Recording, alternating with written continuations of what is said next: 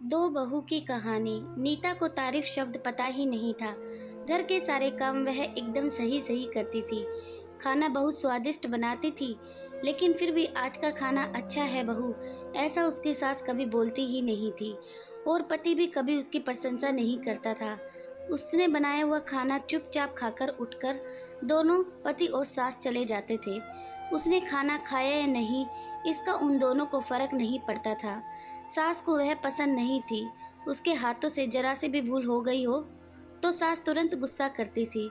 उससे भी बुरी बात यह थी कि उसके पति और उसके बीच बातचीत का ज़्यादा नहीं होती थी और उन्होंने ये चिप्पी बनाए रखी थी। वह उस पर ध्यान नहीं देता था। परदेश में पढ़ाई करने गया हुआ छोटा देवर मात्र समय समय पर नीता को फ़ोन लगाया करता था। पूछता था, भाभी कैसी हो।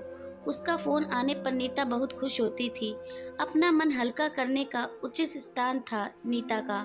कुछ ही दिनों में देवर की पढ़ाई खत्म हो गई और वह घर आया। थोड़े समय भीतर उसे एक अच्छी नौकरी भी मिल गई। नीता को बहुत आनंद हुआ। नौकरी लग जाने के बाद उसकी सास अपने छोटे बेटे की शादी के लिए बातचीत करने लगी, पर देवर को एक भी लड़की पसंद नहीं आती थी। उसी ने ही बोला होगा इसे मना करने को, सोचकर सास नीता को ही दोष देती रहती। नीता को चिंतित देखकर देवर ने अपनी माँ से कहा, मैं एक लड़की से बहुत प्यार करता हूँ, मैं उसी से शादी करूँगा। उसने जिद की। देवर जी, यह बात पहले बतानी चाहिए थी ना। नीता ने ये बात अपने पति के कान पर डाली। इस बात पर उसने थोड़ी किटपिट की, लेकिन लड़की देखकर वह भी तैयार हो गया। सवाल बचा सास का, अपने छोटे बेटे के मन कैसे दुखाएगी वह। बाद में उनकी भी हाँ हो गई। नीता को बहुत खुशी हुई। उसे लगा कि एक अच्छी सहेली आ जाएगी अब साथ देने के लिए, दिल के राज बताने के लिए। पर कैसी होगी छोटी देवरानी? रस बस जाएगी हमारे साथ इस घर में, या वह एक अलग दुनिया बसाने पर जोर देगी देवर जी को? इस विचार से थोड़ा टेंशन में आ गई नीता। कुछ ही दिनों बाद नीता की छोटी देवरानी चौखट लांघकर घर में आई। देवरानी ने घर में आते ही सारे घर की जिम्मेदारी अपने हाथों में ले ली। अब सास ने अपनी छोटी बहू की ज़्यादा ही तारीफ करना शुरू कर दिया। उसे माँ जैसा प्यार करने लगी। यह देखकर नीता की आंखों में आंसू आ जाते। वो सोचती, मैं भी तो यही काम करती थी, फिर मेरे साथ ही ऐसा बर्ताव क्यों? अब थोड़े दिनों बाद छोटी देवरानी पूरे घर पर राज करेगी और मेरी जगह वहाँ कोने में होगी। अपने ही विचारों में खो गई नीता। नीता के भाव समझने पर छोटी देवरानी नीता के हाथ में अपने हाथ को लेकर बोली, दीदी मुझे सब पता है, मुझे अपनी छोटी बहन समझिए, देखना बहुत जल्दी सब ठीक हो जाएगा। छोटी देवरानी ने पूरे घर की जिम्मेदारी तो ले ली, लेकिन कामों में कुछ न कुछ बार बार भूल करती। फिर देवरानी नीता के पास जाती और मदद मांगती। ऐसा रोज होने लगा। यह देखकर सास गुस्सा हो गई।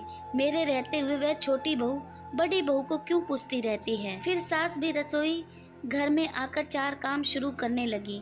धीरे धीरे वह छोटी बहू के साथ अनजाने में बड़ी बहू से भी प्यार से बर्ताव करने लगी। प्यार से बोलने लगी, नए पदार्थ दोनों को सिखाने लगी, भूल समझकर समझाने लगी। अब सास और दोनों बहुओं में अच्छी दोस्ती होने लगी। इस वजह से बड़ी बहू का स्वभाव भी अच्छा होने लगा। उसके स्वभाव में खुलापन आ गया। सास भी दोनों के साथ कभी शॉपिंग तो कभी फिल्म देखने जाती। वो अपनी दोनों बहुओं को समान प्यार करने लगी थी। इस वजह से घर का माहौल हंसता खेलता हो गया। इसके अलावा अपने भाई और उसकी पत्नी की बॉन्डिंग देखकर नीता का पति भी उसके साथ अच्छा व्यवहार करने लगा। यह देखकर छोटी बहू बहुत खुश हुई। दीदी, घर पर पहले आपका हक है, ऐसा बोलकर छोटी बहू ने पूरे घर की जिम्मेदारी अपनी जेठानी को दे दी। साल भर में नीता के देवर को अच्छे वेतन और बड़ी पोस्ट पर स्थानांतरित किया। अब छोटी देवरानी भी अपने पति के साथ प्रदेश जाएगी और मैं फिर अकेले रह जाऊंगी। इतना ही नहीं, इतने सालों बाद सास का व्यवहार जो इतने साल बाद बदल गया था, फिर से वही हो गया तो? इस विचार से नीता डर गई। देवरानी की नीता को इतनी आदत हो गई कि उसके बिना घर काटने को दौड़ेगा। देवरानी के आ जाने से घर का माहौल बदल गया था। वह थी ही ऐसी खुशमिजाज और ऊर्जावान, जैसा कि नाम से पता चलता है। यहाँ देवरानी की हालत भी कुछ अलग नहीं थी। उसे दुख हुआ कि यदि यहाँ रहना पड़ा तो उसे अपने पति से दूर रहना पड़ेगा। नीता के देवर की जाने की गड़बड़ और देवरानी मात्र टेंशन होने के कारण नीता सोच में पड़ी। अतः उसने देवरानी से पूछा तो देवरानी ने जवाब दिया कि दीदी मैं सारा दिन नए स्थान पर अकेली रहूंगी, उससे अच्छा मैं यहीं हूँ। आपके देवर को बोला है मैंने शनिवार और रविवार की छुट्टियों में आप यहाँ आ जाया करें। मैं भी उनके साथ जाया करूँगी बीच बीच में, थोड़ा बदलाव के लिए। उस पर वह बोलते हैं कि 6 महीनों में वापस यहाँ ही बदली करा लूँगा। अपने पति की नकल करके देवरानी बोली और हंसने लगी। अपनी आंखों से आंसू पोंछते हुए नीता बोली, छोटी, यह दिन वापस नहीं आने वाले। जाओ तुम अपने पति के साथ, उनके साथ भी तो कोई होना चाहिए ना। दीदी आपने मुझे बड़ी बहन का प्यार दिया है, वैसे ही भैया के रूप में एक बड़ा भाई मिला है। यह भरा हुआ संसार छोड़कर मैं कैसे जाऊं?